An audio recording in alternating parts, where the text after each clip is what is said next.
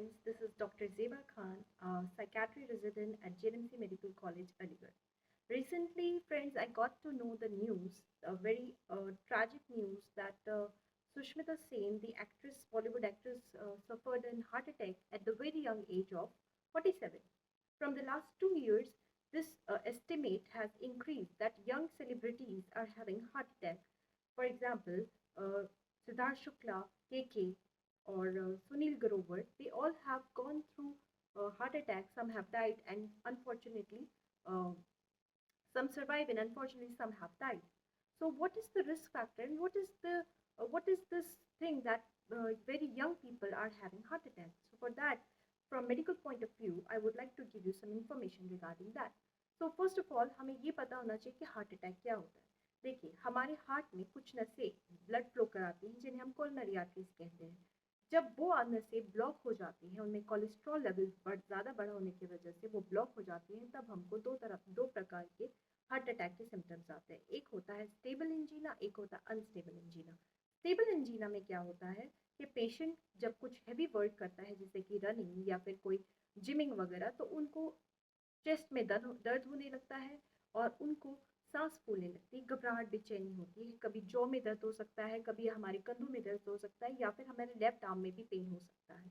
तो उस वक्त जब वो रेस्ट लेते हैं तो उनका पेन सबसाइड कर जाता है और मैक्सिमम पीपल सर्वाइव कर जाते हैं यूजुअली स्टेबल एंजीना में. लेकिन जो अनस्टेबल एंजीना होता है, उसमें मरीज को बहुत ज़्यादा सीवियर पेन होता है और कभी कभी साइलेंट हार्ट अटैक आता है एंड अनफॉर्चुनेटली वो मर जाते हैं.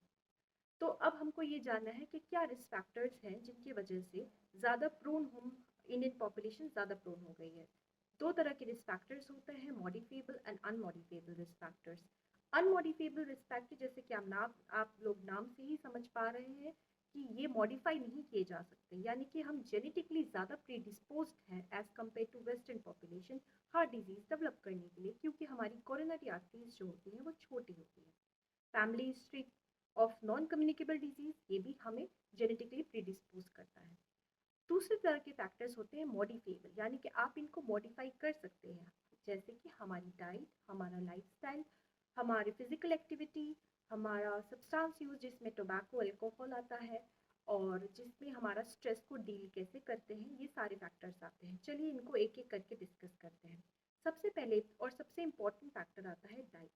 डाइट जो है उसमें तीन प्रकार के सब्सटेंस, यानी कि हमारा salt, lipid content and sugar content हमारी डेली कैलोरीज में कितना आता है वो उस पर डिपेंड करता है. शुगर में अगर मैं बात करूँ, अगर आप दिन में 6 चम्मच से ज़्यादा शुगर लेते हैं तो ये आपके लिए हानिकारक होता है. अगर लिपिड में आपका कंटेंट 5% से ज़्यादा सैचुरेटेड फैट आप लेते हैं घी या तरह तरह के ऑयल के फॉर्म में, तो ये आपके लिए हानिकारक है. अगर आप बात करें नमक में, तो अगर आप 5 ग्राम से ज़्यादा नमक लेते हैं तो ये भी आपके हृदय के लिए हानिकारक है. अब हम आते हैं कि ये तो हमारी डाइट हुई. डाइट के बाद हमारा आता है वर्कआउट. वर्कआउट में अगर आप हेवी वर्कआउट करते हैं, जिमिंग वगैरह, तो अगर 2 घंटे 3 घंटे जिमिंग करते हैं, साथ में आप सप्लीमेंट्स भी लेते हैं जो कि आप बिना मेडिकल सुपरविजन के लेते हैं, इनमें ज़्यादातर स्टेरॉइड्स होते हैं जो आपकी हार्ट के लिए बिल्कुल भी अच्छे नहीं हैं. इसके अलावा हमको किस प्रकार की एक्सरसाइज करनी चाहिए? आइसोमेट्रिक एक्सरसाइज करनी चाहिए, जिसमें आता है रनिंग, जिसमें आता है आउटडोर गेम प्ले करना जैसे टेनिस, बैडमिंटन एक्सेट्रा, जिसमें और आता है ब्रिस्क वॉक करना एवरी डे. आप मॉर्निंग में आप प्रेफर कर सकते हैं 30 मिनट्स का ब्रिस्क वॉक, या फिर रनिंग भी कर सकते हैं. तो ये सारे आते हैं आपके एक्सरसाइजेज जो आपके हृदय के लिए काफ़ी लाभदायक है. तो और वो भी मॉडरेट लेवल की होनी चाहिए. इसके बाद आता है तीसरा फैक्टर, स्ट्रेस. देखिए, आम तौर पर स्ट्रेस काफ़ी ज़्यादा होता है. स्ट्रेस वर्कलोड होता है, हमारे वर्कलोड का स्ट्रेस होता है, हमारे स्टडीज़ का स्ट्रेस होता है, कोई क्रोनिक इलनेस है उसका स्ट्रेस होता है. तो लेकिन स्ट्रेस को आप कैसे डील करते हैं, आपकी कोपिंग स्ट्रैटेजी कैसी है और कैसे आप उससे डील करते हैं, ये ज़्यादा इंपॉर्टेंट है. अगर आपका लॉन्ग टर्म स्ट्रेस रहता है तो उसकी वजह से एक हार्मोन होता है जिसे हम कहते हैं कॉर्टिसोल. कॉर्टिसोल का लेवल बढ़ने से क्या होता है, आपका शुगर कंटेंट बढ़ता है, आपका कोलेस्ट्रॉल कंटेंट बढ़ता है, जो अगेन आपको हार्ट डिजीज़ के लिए प्रोन करता है. तो इसीलिए आपका कैसे स्ट्रेस से डील करें, तो आपका एक अच्छा सपोर्ट सिस्टम होना चाहिए, फैमिली, फ्रेंड्स. अगर आप तब भी नहीं कर पा रहे हैं कोप, तब आप मेंटल हेल्थ प्रोफेशनल की हेल्प बिल्कुल ले सकते हैं बिना किसी स्टिग्मा के. जाइए और 6 बजे उठ जाइए। अगर आपकी नाइट शिफ्ट्स है तो आपको दिन में इस प्रकार से अपना को अगर हो सकता है आप डे शिफ्ट करें तो ये बहुत अच्छी बात है, नहीं कर पाते हैं तब भी आपको 7 से 8 घंटे की साउंड स्लीप, अनइंटरप्टेड स्लीप लेना बहुत ज़्यादा ज़रूरी है। 7 या 8 बजे के बाद रात में आप कोई खाना मत खाइए क्योंकि वो अगेन आपके कॉर्टिसोल लेवल, आपके ब्लड शुगर लेवल को बढ़ाता है। इसके बाद जो हम बात करना चाहेंगे वो ये है कि पोस्ट कोविड हार्ट डिजीज़ के मसले बहुत ज़्यादा बढ़ गए हैं क्योंकि कोविड के बाद डब्ल्यूएचओ ने भी ये कहा है कि स्टडी के according 144 million people are suffering from long COVID syndrome, which is the symptoms like having raised blood pressure, having raised heart rate, having breathlessness. तो अगर आप 30 साल की उम्र से ज़्यादा हैं और आपको पहले कोविड हो चुका है और आपको रेज ब्लड प्रेशर, ब्रेथलेसनेस या हार्ट रेट के इश्यूज आ रहे हैं तो आपको बिल्कुल मेडिकल एडवाइस लेना चाहिए क्योंकि इसके पीछे कारण हो सकते हैं जैसे कि मायोकार्डाइटिस हो सकता है जो कि सूजन होती है हार्ट मसल्स की, हार्ट फेलियर हो सकता है।